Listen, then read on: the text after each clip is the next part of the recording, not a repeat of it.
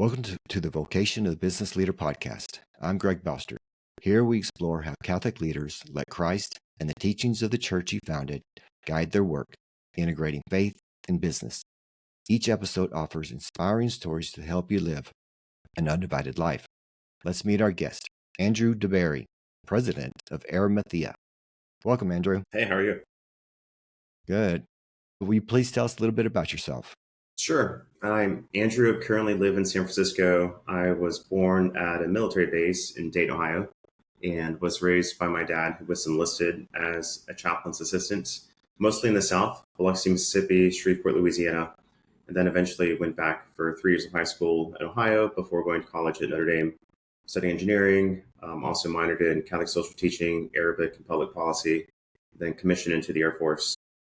And since then, I went to the Wharton School to focus on master's in MBA and a master's in a language, Arabic. And then from there, worked in a number of large tech companies, focusing on impact for at large scale, be it at Microsoft Education or how to use AI to fight forest fires through a project at Google X. It's been a full journey, seeing how to use these skills to trying to bring about the kingdom where possible through these different communities. So tell us about your early faith journey. Sure.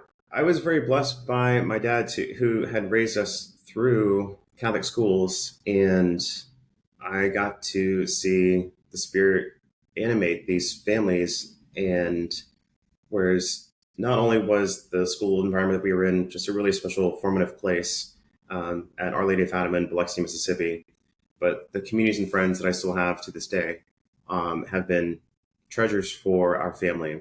Another angle to this is that I do think there's something about the edge of challenge of being put in a situation where you are confronted with your vulnerabilities and your just outright need for the Lord. And unfortunately, the connection between my mom and my dad weren't the greatest. And my mom had moved to Las Vegas when I was just starting kindergarten, and my dad, as an enlisted guy, raised my brother and sister and I.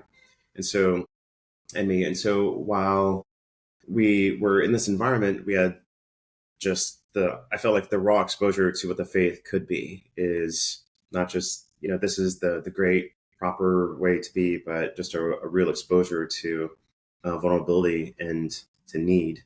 And that really illuminated more depths of the faith and seeing it come alive in people around me. And I think there's something about when you feel a challenge, but then you're in an environment where you can grab onto the things that can help you reach a stronger place. There's something about that. And so early on, I always felt an appreciation for kind of a spirit of servant leadership. There's this bookmark I remember in 8th grade that says, "The greatest among you is the one who serves the rest." So that became an aspiring point. I studied engineering at Notre Dame in order to apply those practical skills to do some kind of good. And that's ultimately what led me into military intelligence, working on missions from translating live flights, looking into North Korea, to being on undercover operations, looking for Osama bin Laden somewhere far away. And that same mantra brought me, of all places, into the very front edge of capitalism at the Wharton School, known for its finance and investing experience. And that brought me into big tech, where I focus on roles where I could have some kind of social impact. So Microsoft Global Education, at a time when being at Microsoft was maybe not the coolest thing in the block. And it was either there working on as an iPhone product manager at Apple, but I felt very drawn to having social impact at the largest levels. And then from there, my friends continued to be guiding lights for me through the faith, through the Notre Dame community, through the local churches that I would be able to be a part of. And it's continued to just challenge me to get exposed to the most raw parts of humanity in different ways. I was fortunate at Notre Dame to be able to participate in these different service learning experiences. So be it urban plunges and inner city environments throughout different school breaks, or my first job was working as a youth leader at a runaway shelter in my hometown. Eventually was able to teach physics and computer literacy to 150 students at a village in Uganda, and was able to just get exposure to this faith from different angles.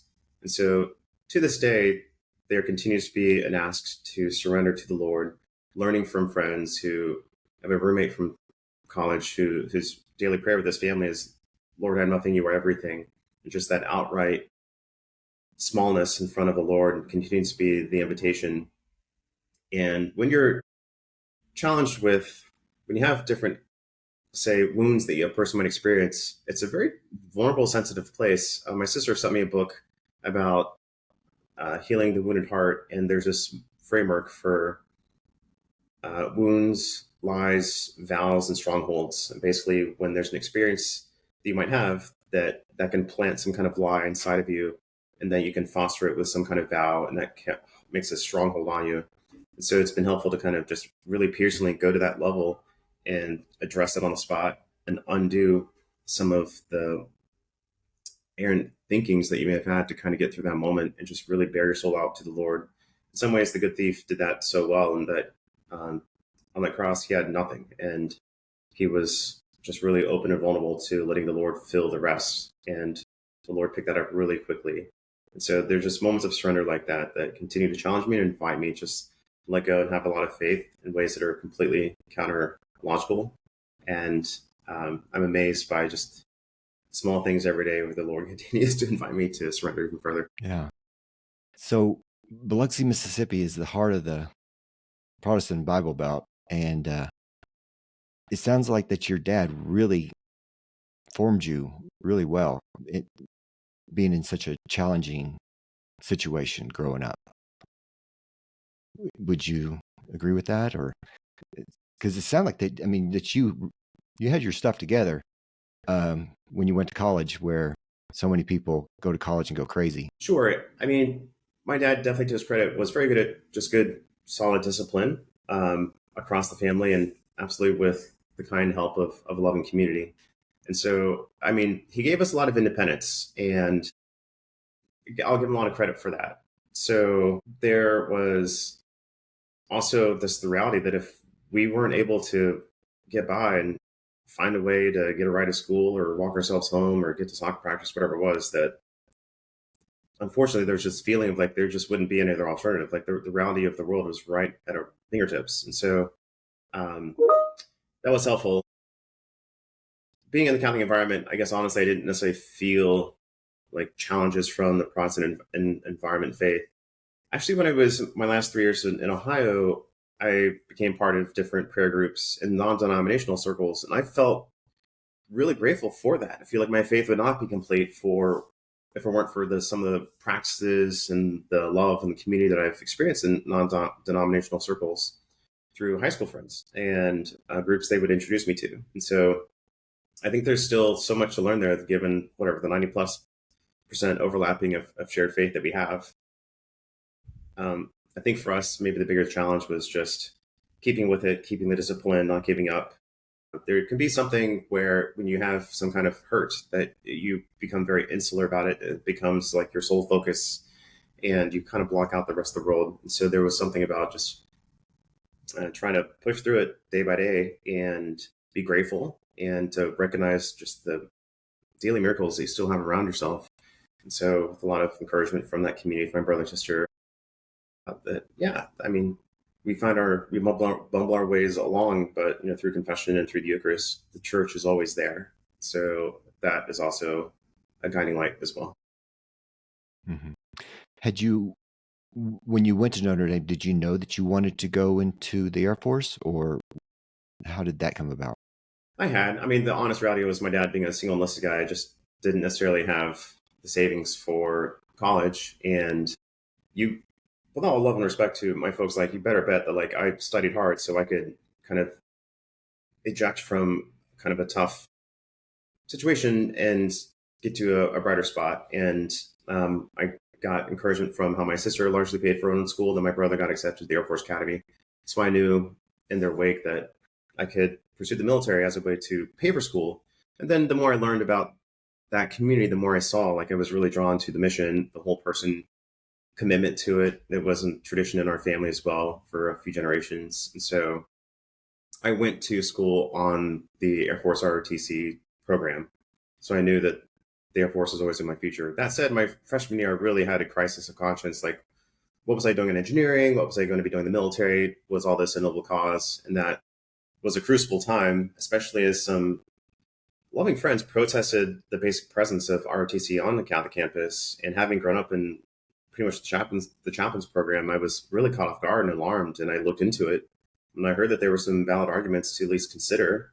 And that is what resulted in not just a broader understanding of just war theory, but ultimately a minor in public policy and Catholic social teaching, and then later an immersion program in Arabic to try to apply those values. And I was able, with a lot of kind support from, at the time, Colonel Mark Gehrig, who guided me towards intelligence and was able to bring that into a global intelligence community, try to influence some of the operations that we were doing. And yeah, really grateful that that story was able to find its own kind of path inside of the Air Force, and still to this day, really formative experiences. So in your LinkedIn, it says you did undercover special operation mission against bin Laden. So tell us about that. I'll share with you what I can, because it still remains undercover. At the highest level, there was some information about HVI number one, so high value individual number one. And let's just say I was a part of a team that was looking at some special individuals, and there were ways to look for them using different assets that I was directing.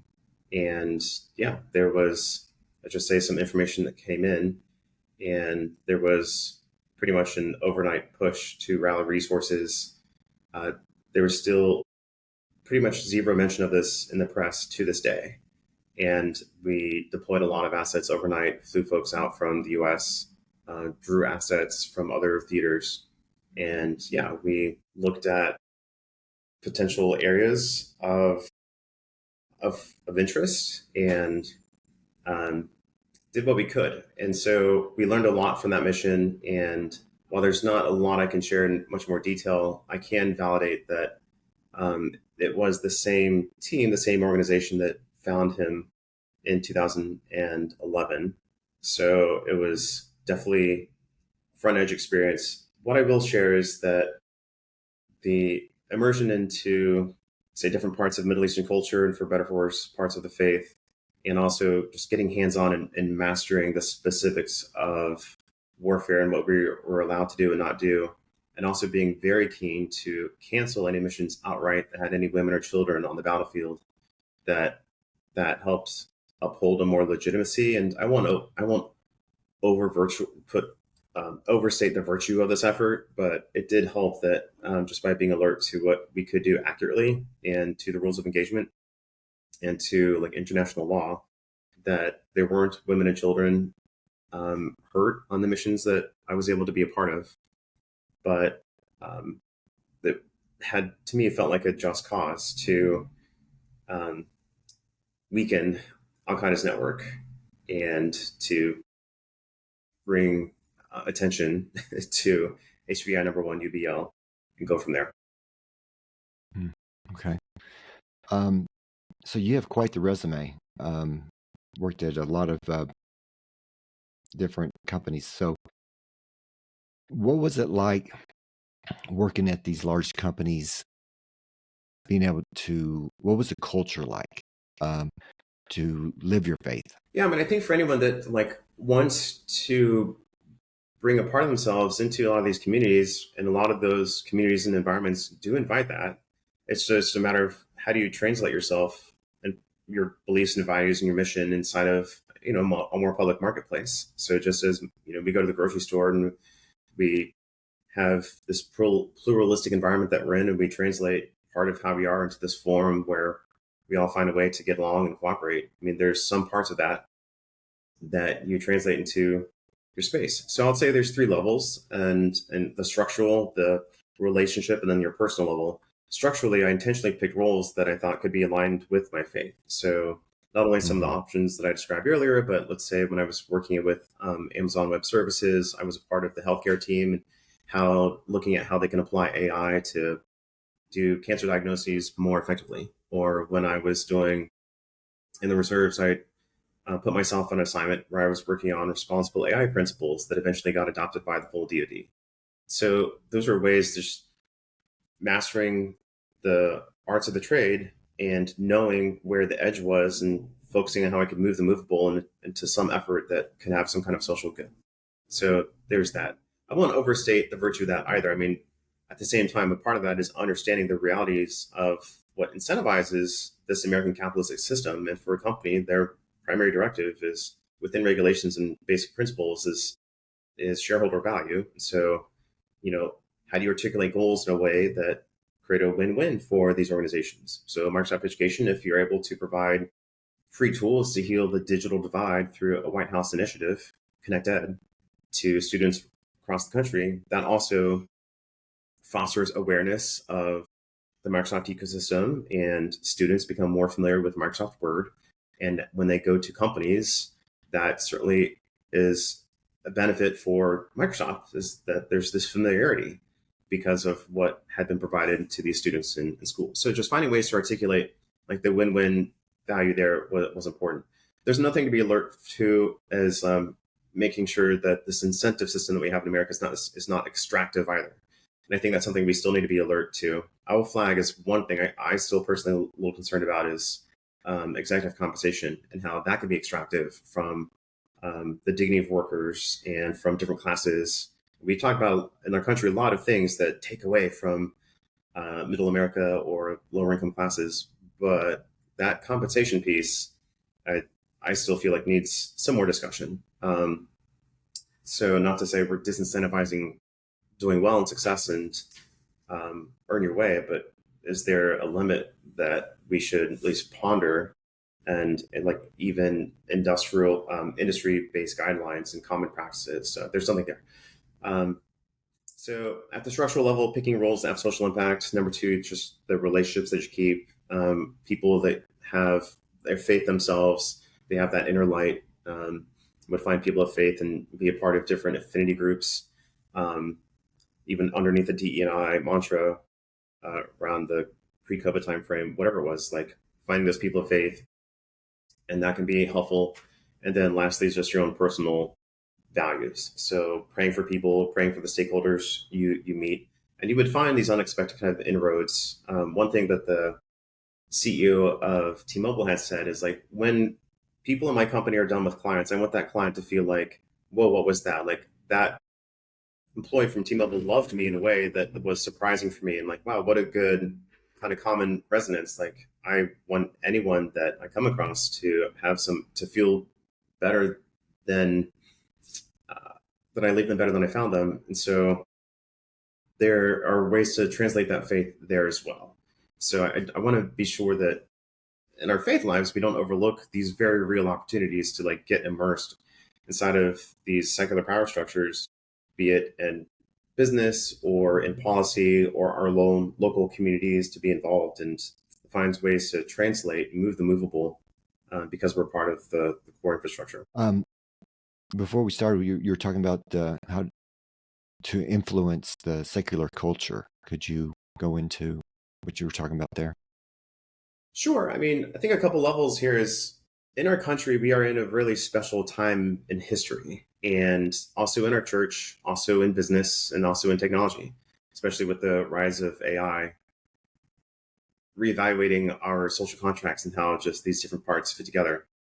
So I think being able to influence the culture does mean being involved. I mean, as Christ would go out from these safe havens where he had grown up in wisdom as a youth, and then he displaced himself and went out to challenging areas and stretched from his anchor to confront tough realities of his day. And while I really appreciate faith communities that help anchor me, and the church as a whole is really anchored by even these closer communities that anchor us in prayer, there's other parts of the body that are called to confront that.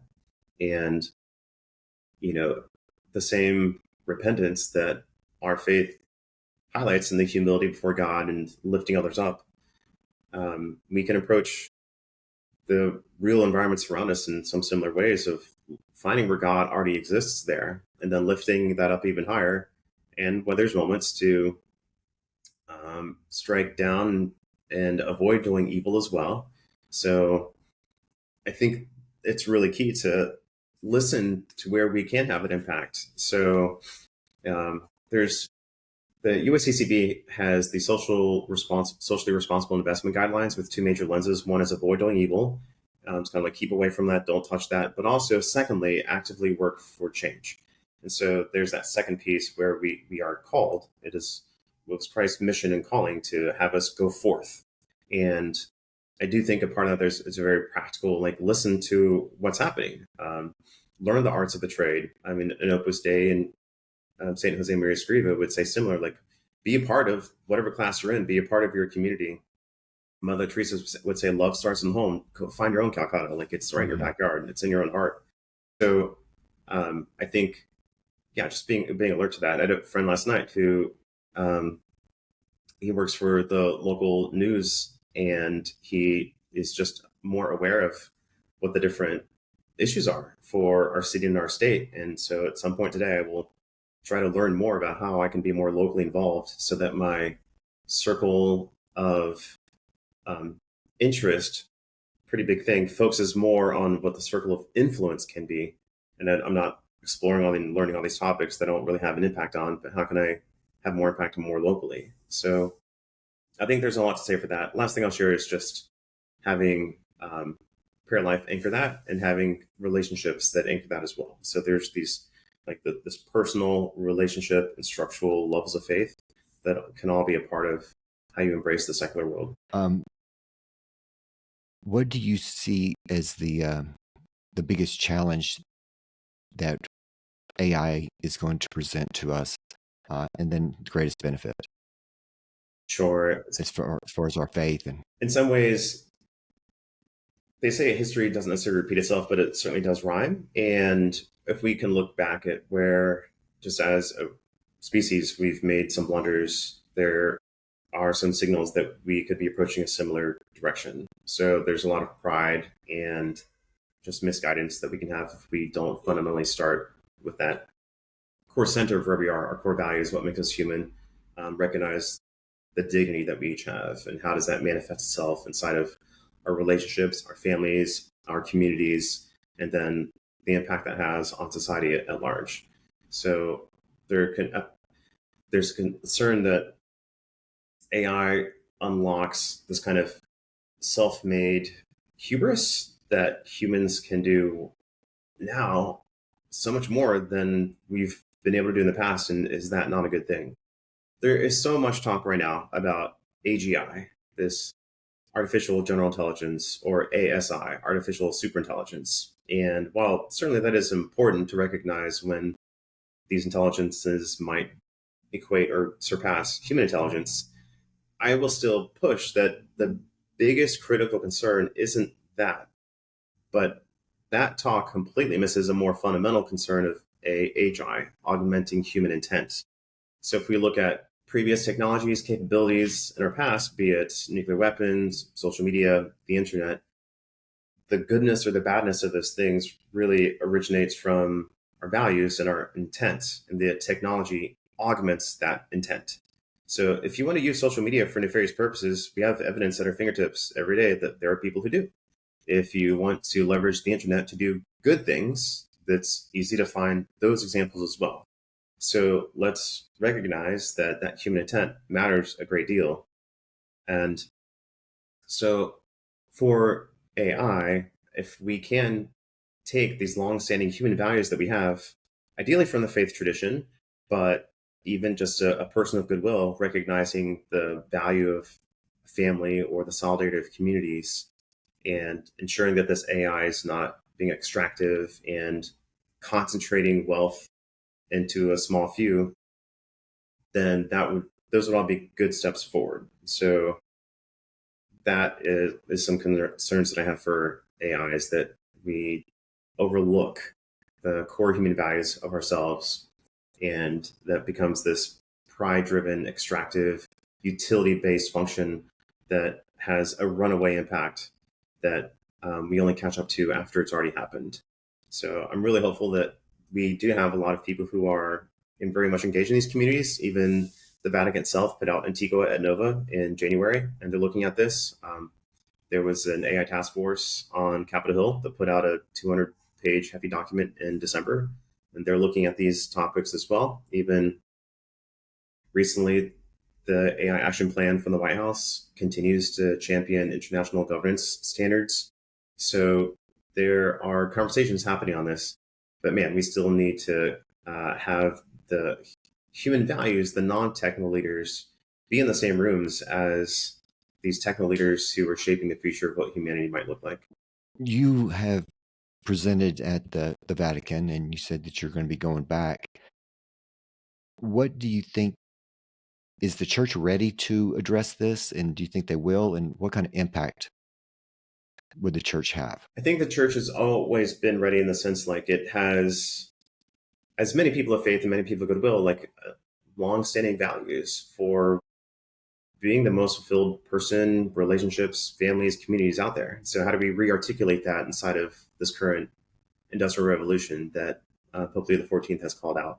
So part of that does involve technical upskilling, and the document Antigua Nova does highlight some high-level trends for how some of these technologies work. And so the church continues to get expertise from different committees and dicasteries that it is running. So there's that. There is opportunity to highlight at the highest level, just reinforcing these values. And that also sets some context for some high level guidelines for the design and the application of AI. And then you can go even further down and how to do that in specific verticals, be it in education or in healthcare or in warfare. And actually, the document did that as well. And there's an opportunity for other levels of the church to step up and continue to translate it in subsidiarity to their local context and their local communities. So the U.S. bishops have put out a brief letter to members in Capitol Hill advocating for some of these similar principles. And then, beyond the congregation level, it's an open area for archbishops, bishops, priests, lay leaders to highlight how to build and to apply AI in ways that amplify the values of our faith. And I'm seeing there's a lot of need there. It's not hard for us to just talk to people in our own family and feel that there's an opportunity here. How does a parent talk about AI to their child? How does a priest, like a friend that I have from the Air Force who's now ordained, how does he leverage AI in ways that are responsible and ethical in how he leads the ministries inside of his Catholic school? These are really compelling, powerful questions. So I think that it's an opportunity for the lay leaders to really step up and create an ecosystem for different use cases, different guidance. How do we have AI usage policies? How do we highlight some of the downstream effects that we should be alert to for people in business? How do we be thoughtful about new business models that are emerging and the advantages and also negative downstream effects, the externalities that might happen from those same business models as well, like tokens and being able to have agents that do tasks for you. So if we could have had this basic kind of thinking for social media, we would probably be in a different place than we are right now with that capable, but errant technology in some ways based off of human intent. I wish that we could step up and really be in the trenches on this one. And the church is very much excited about this dialogue, and there'll be more to come from Pope Leo for sure. But at the same time, there's a lot like I can do as an individual to help facilitate this as well. How can I build things that follow principles of responsibility and defending human dignity? And when there's a new medium out there, I feel like the church, we should be so eager to find new ways to worship the Lord through that medium. We can find ways to build the kingdom with all these capabilities at our fingertips. And yes, we should continue to have the dialogue about the existential goodness and darkness that something might bring about. But again, it's technology augments human intention. And so if our intent is to serve the Lord, then why would we not want to really actively showcase with our full faith-filled imaginations for what we can do there? And so I am hopeful that we can be really excited about that opportunity. Mhm. Yeah. So you're president of Arimathea. So tell us about Arimathea and what they do.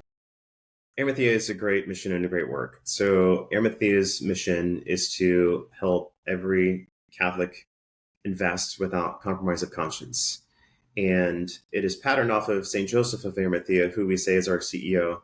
And he was a person who had dedicated his skills and his wealth behind the scenes for the Lord and ministered to the faith and directly to our Lord by offering what he had. And the most fundamentally, Arimathea is an asset management company. And so what we're able to do is look at what the church guidance is on investing in that area. The church certainly has positions on a lot of topics, but in investing in particular, it's gotten very detailed and it has specific guidelines on how to invest faithfully. So in 2022, there was Measurum Bonum, some guidance from the Vatican on how to invest. Measurum Bonum translates to a good measure. And then the USCCB also has socially responsible investment guidelines. And what that provides for all of us is a methodology for identifying which public stocks are aligned with our faith and which ones are not. And this lens, again, there is an invitation to avoid doing evil. Some stocks may invest in things that are completely counter to our faith. For example, investing in drugs that cause abortions or that are destructive for the family and could harm the environment in ways that are just not acceptable. A second lens is actively work for change. So maybe there are donations to groups that maybe could potentially support themes of the faith, or maybe there's some more discussions to have.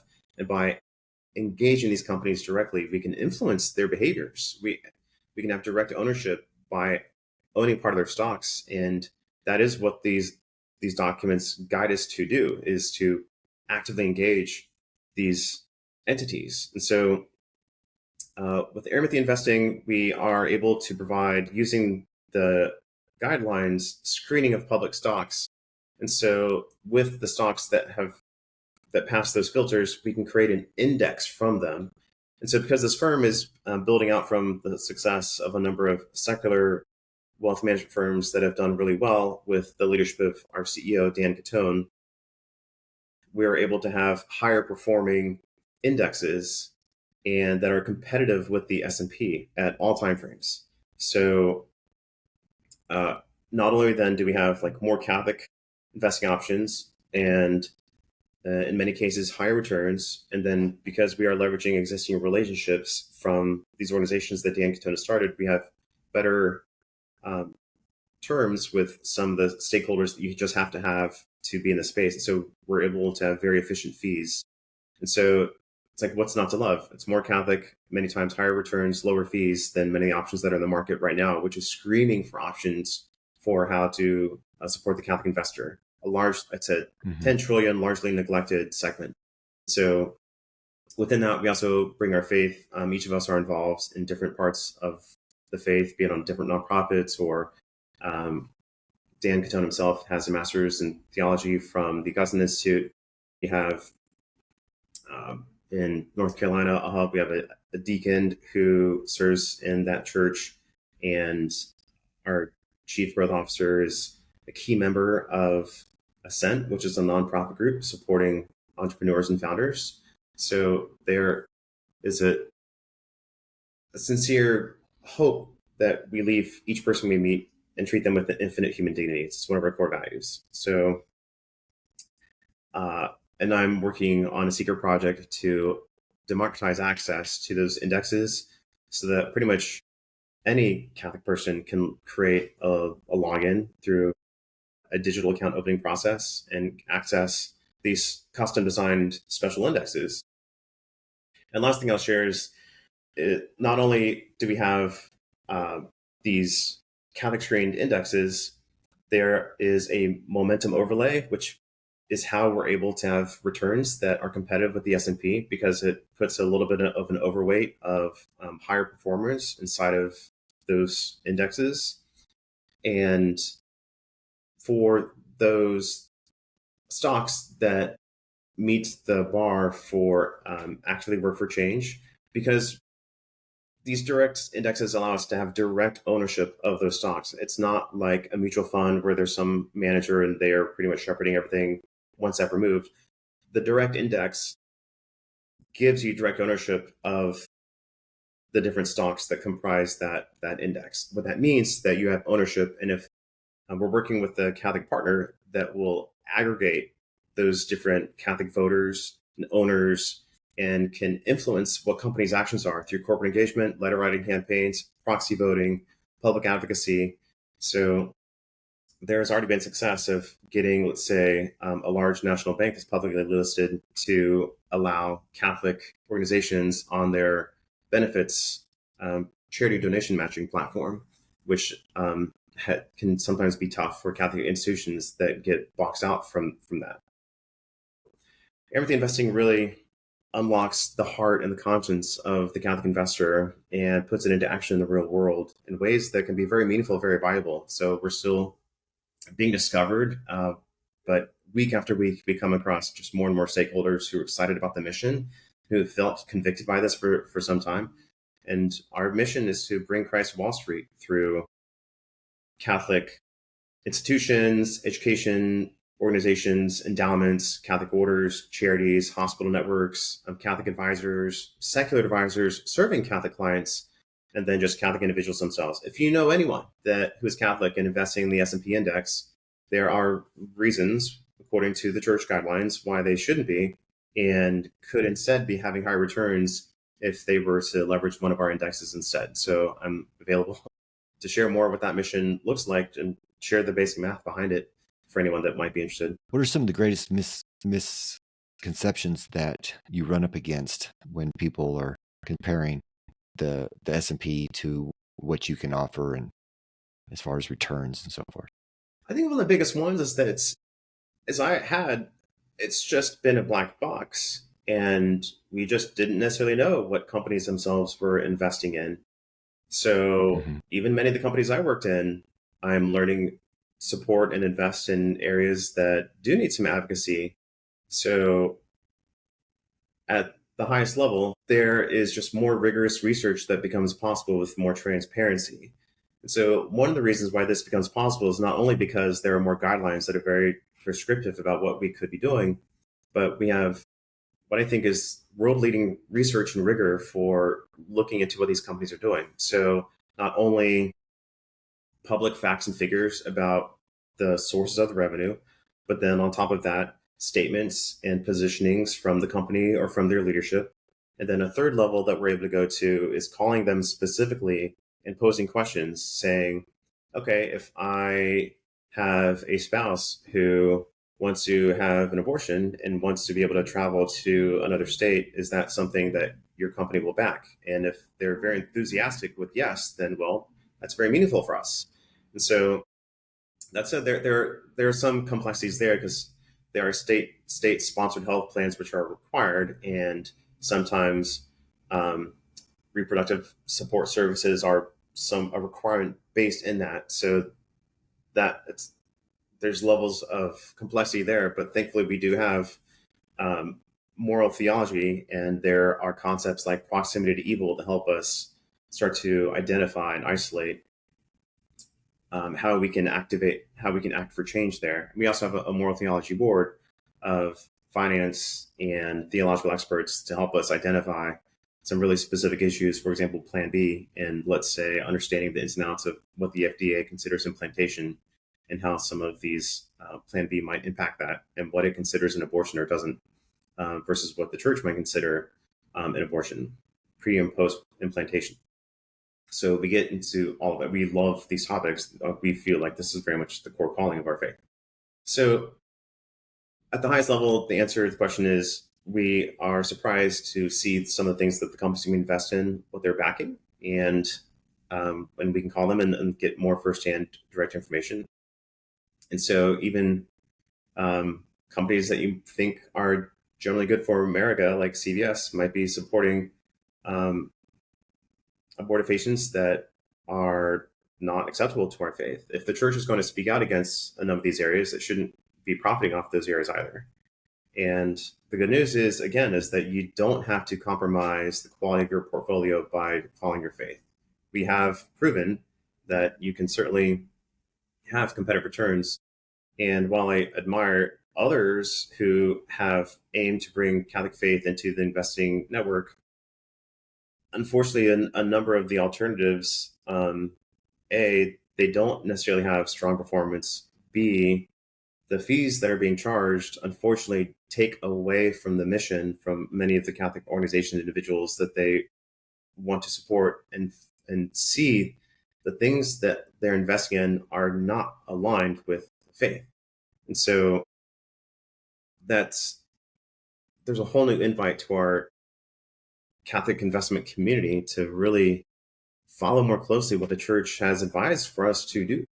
And again, with the extra transparency, the research we're able to do, we're excited to help pray for our clients and make that more of a reality. So, where, in your opinion, is the best place for a business to start adopting AI? That's a great question. So I will again look at the personal, the relational, and the structural levels of that as I do in faith life. So one is whether it's a faith-based organization or not, is just being centered on your human values.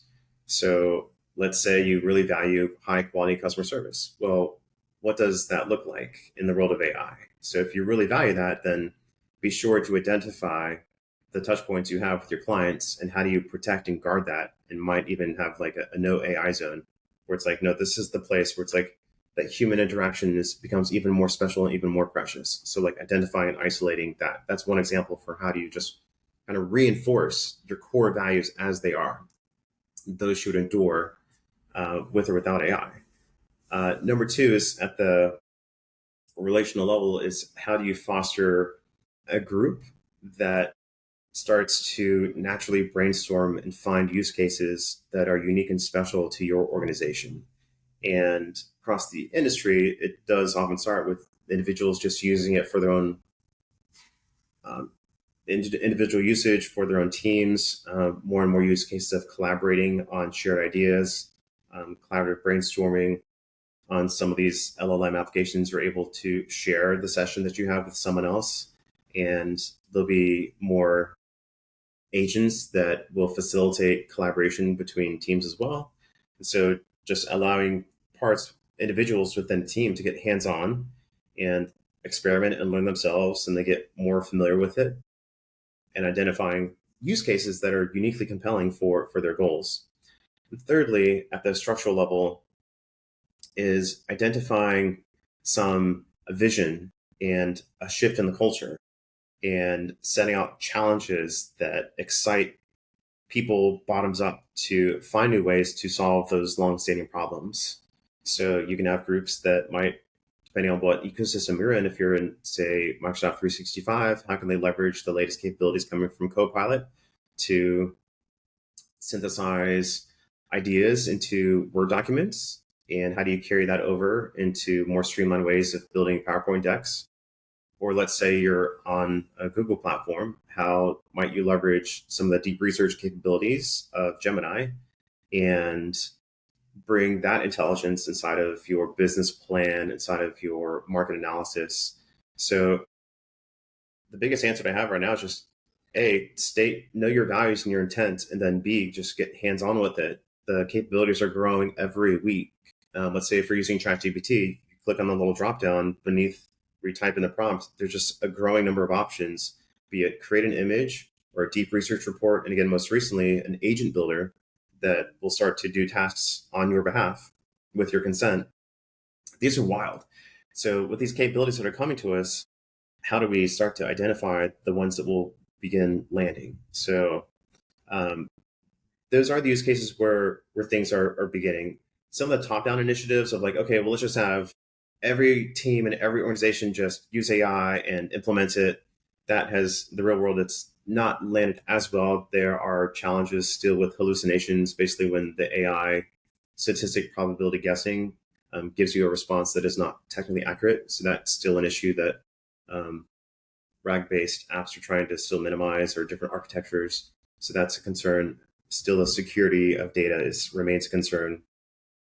But still, instead, what is having more traction is bottoms up. It's just the individual being more productive, being more creative, in working with these applications. So that is where we would steer folks. There's research out from the Wharton School and other peer institutions that highlight um, the value of having like a cybernetic teammate. So having an AI agent in the dialogues with you that helps co-create deliverables for you. They found out that the teams that really lean into it produced results and deliverables that were in the top 10% versus those that did not. And so it can really augment the capabilities of the individual. So yeah, it's a really exciting time to apply this in any way that we can. Hmm. So, where can people go to find out more about you and Arimathea and any other ventures? Sure, yeah, you're most welcome to reach out to me on LinkedIn. It's a good way to contact me. And if you send, say, like a connection request, just highlight some kind of note there. Uh, Secondly, you can go to arimatheainvesting.com, and there are easily selectable buttons there where you can contact our team and we can share more about what we have to offer for you. And I am excited that soon this secret project I'm on for how to enable this for all investors with the technology platform will be coming out in the near future. So if you want to be an Hmm. early tester of that as part of our secret society, you can do that as well. Awesome, awesome. Is is there anything that I didn't ask you that you'd like to talk about? At the highest level, I'm just really excited about what is possible for each of us at our individual level to serve the church at this special time in our country, in our church, in business, and in our technologies for what is happening. So that's we have at our fingertips really something that can change how we can serve the Lord in a very good and powerful way. And we can leverage this to amplify human goodness and amplify human connection and community in an interactive way. So a person can become the world leader in that space literally overnight by publishing a white paper, sharing, doing a little workshop, teaching someone else what's possible. It's mind-boggling to me what is possible with some of these capabilities. Um, and also just for each of us, um, my sins being strong and always a detractor for the goodness that I can do is keeping centered on prayer, humility, lifting up the sacraments, how that remains a key part of the journey. The church Hmm. and the blessed sacrament will always be there into our most wildest dreams future. And so holding the honor for our Lord and our future aspirations is an invitation to us as well. So really appreciate the time, Greg, and happy to connect with anyone who reaches out, say through LinkedIn, with a little connection request and see what's possible. Thank you. Thank you for your time. Excellent. Thanks, Greg. Thank you for you bet. Thank you for joining us today's episode of the Vocation of the Business Leader podcast. We hope you found inspiration as we explore the powerful union of faith and business. If you enjoyed this episode, please subscribe, share it, and leave a review. Until next time, may God guide your work and help you witness His love in all you do. God bless.